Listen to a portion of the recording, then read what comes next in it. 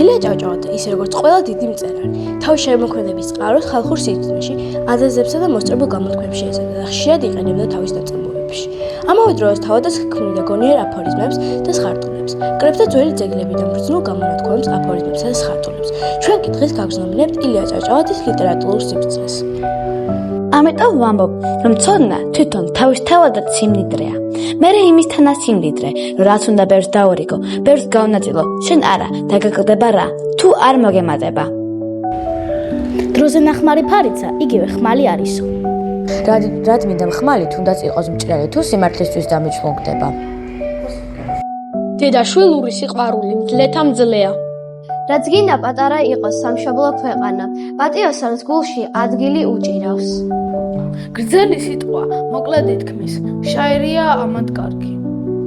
სიკეთე ძლია შენს წერსა, ერი და სისხლის მევასა, სულგრძელობით აძლევასა, ჯობს ვასკაცობათა ძლევასა. სხვა შენთვის, შენ სხვისთვის, აი გზა ცხოვრებისაა. ბოდიში ძნელად თუ მოარჩენს მოგრეხილ კისერსა და არც მოწახნილი ფეხისთვის არ არის უებარი წამი. მარა და ყველგან საქართველო მე ვარ შენთან, მე ვარ შენი თანამდევი უკტავისული.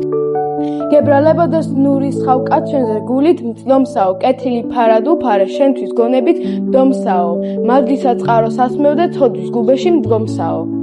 სამშობლო მთებო, თქვენი შვილი განებებ თავსა, მაგრამ თქვენ ხსოვნას ვერ მიცემე დავიწყებასა. თქვენ ჩემთან ივლით, განუყრელად, ვიც ჩემი გული, თქვენთან, ჰე მთებო, ბუნებითაა შეუღლებული. ჩვენისთანა ბედნიერი განა არის სადმე ერი, ძიმე ყალნით, ლამაზ ფალნით, მორთული და მშვენიერი, უწყინარი, უჩივარი, ქედრეკილი, მადლიერი, უშფოთველი ქვემდრომელი, რიგიანი წესიერი, ყოლად მენი ვიჯორ ცხენი, ნახედნი და ღონიერი.